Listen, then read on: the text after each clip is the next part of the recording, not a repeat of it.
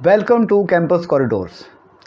तो वीवर्स, क्या पाकिस्तान में खुदा परस्तों का कोई गुमशुदा काफ़िला दरियाफ्त होने को है? दुनिया भर के मुहक्किकीन, मुवर्रिखीन, माहिरीन बशरियात और सियाहों की तवज्जो का मरकज़ बनने जा रहा है पाकिस्तान। बल्तिस्तान यूनिवर्सिटी ऑफ बल्तिस्तान सकर्दू, जिसने दरियाफ्त की है एक स्लीप। इस पर हम आज बात करेंगे।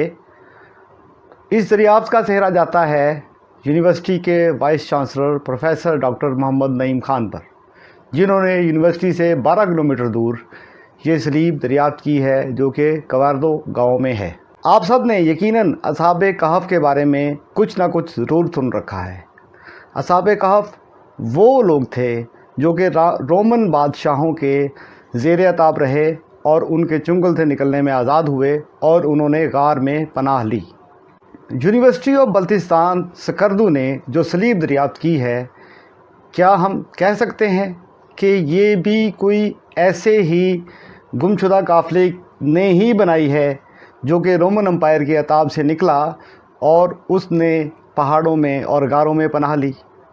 तो वीवर्स, आज का मौजू है तालीम से जुड़ा हुआ। आज का मौजू है बल्तिस्तान यूनिवर्सिटी से जुड़ा हुआ, यूनिवर्सिटी ऑफ गिलगित बल्तिस्तान सकर्दू, जिन्होंने ये तारीख़ी स्लीप दरियाफ्त की है कि जिसके बारे में कहा जा रहा है कि ये 1000 साल से ज़ायद कदीम है।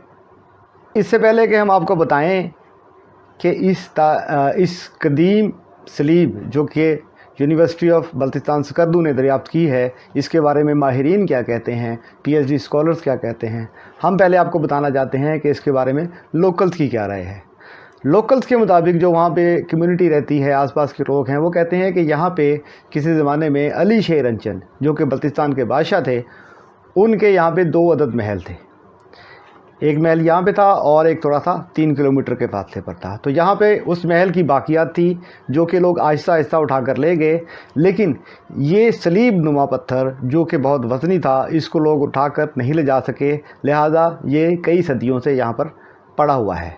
तो वीवर्स, यही राय है प्रोफेसर हशमत अली कमाल अलहामी, जो कि इसी इलाके में रहते हैं, और मोहम्मद यूसुफ साहब, जो कि जिनके पास बहुत सारे आसार मौजूद हैं जो कि कदीम हैं और वो नवादरात जमा करने के भी शौकीन हैं। और जो गिलगित बल्तिस्तान के जो सहाफ़ी हैं, उनकी भी इस पत्थर के बारे में यही राय है कि ये अली शेर अंचन उसके महल का कोई टुकड़ा है जो कि दरियाफ्त हुआ है। वाजिद भट्टी, जो कि जनूबी एशिया में मसीहियत के माहिर हैं और कायद-ए-आज़म यूनिवर्सिटी के पीएचडी स्कॉलर हैं, उनकी राय में कवारदो में जो स्लीब मिली है, ये वाकई मसीही नवादरात का एक नमूना है। उनके मुताबिक कायद-ए-आज़म यूनिवर्सिटी की एक रिपोर्ट में इंकशाफ किया गया था कि बल्तिस्तान के इलाके में कई ऐसे नक्शो निगार वाले पत्थर मौजूद हैं जिन पर सलीब के निशानात पाए गए हैं, और इसकी सबसे बड़ी मिसाल बल्तिस्तान के इलाके दुमसम से नस्तोरियन क्रॉस की दरियाफ्त है। हाँ, तो वीवर्स, हम कह रहे थे कि असहाबे कहफ की दास्तान में भी गार का जिक्र मिलता है, लेकिन इससे कबल हम आपको बताना चाहते हैं कि सल्तनत रूम के बादशाहों ने हज़रत ईसा अलैहिस्सलाम और उनके मानने वालों पर क्या क्या मज़ालिम किए।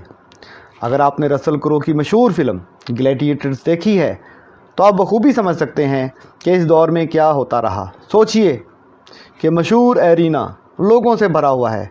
रोमन शहनशाह और हुकूमत के चीदा लोग एक खूनी खेल देखने के लिए अपने अपने इनक्लोजर में मौजूद हैं।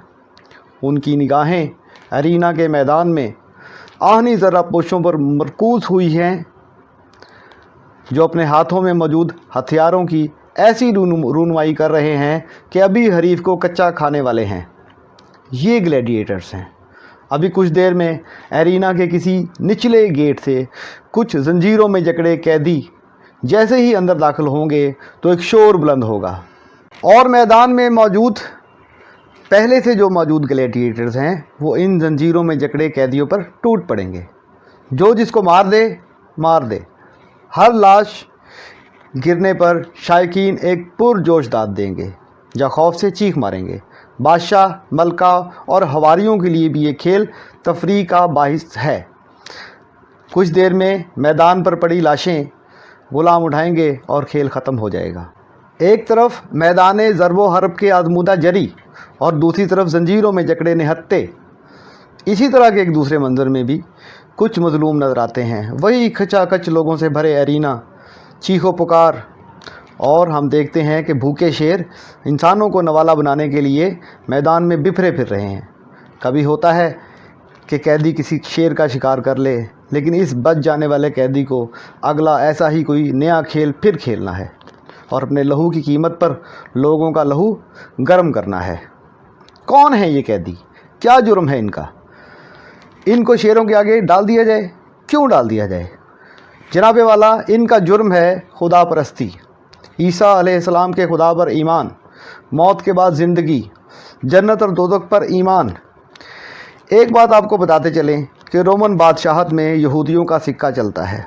यहूदी यानी बनी इसराइल, इनकी तारीख़ ईसाइयत से 1800 कबल कदीम है। इन 1800 सालों में बनी इसराइल ने हज़ारों अंबिया को इसलिए नाहक कत्ल कर दिया कि उन नबियों ने उनको वो खुदाई पैगाम दिया जो उनकी ख्वाहिशात नफ्स के ख़िलाफ़ था। यहूदी एक ऐसे खुदाई नुमाइंदे के मुंतज़िर थे जो इस ज़मीन पर उनकी बादशाहत कायम करेगा। रोमन एम्पायर यानी वस्ती तारीख़ के इस मोड़ पर तहज़ीबों का टकराव आप पर वाज़े करना ज़रूरी है। रोमन एम्पायर 27 कबल मसीह से लेकर 476 ईस्वी तक फैली हुई है, जिसके आखिरी दौर में बाज़ंतीनी सल्तनत का क़याम है। और इस बाज़ंतीनी सल्तनत के ख़ात्मा के हवाले से आजकल आप पाकिस्तान टेलीविज़न का मशहूर ड्रामा और तुगलक गाज़ी देख रहे हैं। बहरहाल हम बात कर रहे थे रोमन एम्पायर की, जिसके दौरान ईसाइयत मसलूब रही, पाबंदे सलासल रही। जिस किसी पर भी ईसाई हो जाने का शुबा हो जाता था उसका घर जला दिया जाता था, उसको इसकी फैमिली समेत भूखे शेरों के आगे डालकर जम्मे गफ़ीर लुत्फ़ उठाया करता था। यहाँ ये सवाल पैदा होता है कि यहूदी जो जर्मन एम्पायर की कुल आबादी का 10% थे, उन पर ये मज़ालिम क्यों न ढाए गए? तो इसका जवाब ये है कि जब रोमन बादशाहों ने यरूशलेम और सिकंदरिया फ़तह कर लिए तो इन इलाकों से यहूदियों को ग़ुलाम बनाकर लाया जाता था। यहूदियों की तजारती कामयाबियों ने इनकी ग़ुलामी की ज़ंजीरें काट दी और दूसरे खुदाओं के साथ साथ जूडाइज़म को भी रोमन एम्पायर का मज़हब डिक्लेयर कर दिया गया। अब रोमन खुदाओं और यहूदियत के अलावा तमाम अकीदे बातिल ठहरे और इन पर ऐसी पाबंदी थी कि उनको अपनाने वालों को बागी कहा जाता था। और बागियों के लिए रोमन एम्पायर में शेरों का नवाला बनने और मर कर लोगों का दिल बहलाने के अलावा कोई जगह न थी।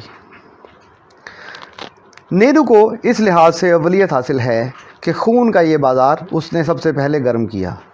आपने वो मुहावरा तो सुना होगा कि जब रोम जल रहा था उस वक्त नेहरू बांसुरी बजा रहा था। जब 64 ईस्वी में रोम जल गया और आवाज़ें उठना शुरू हुई कि नेहरू इस आग लगने का ज़िम्मेदार है, तो नेहरू ने कलाबाजी खाकर सारा इल्ज़ाम ईसाइयों पर लगा दिया और इस इल्ज़ाम की पादाश में उनके घर जला दिए, उनकी खालें उतार लीं, उनको शेरों और कुत्तों का नवाला बनाया गया।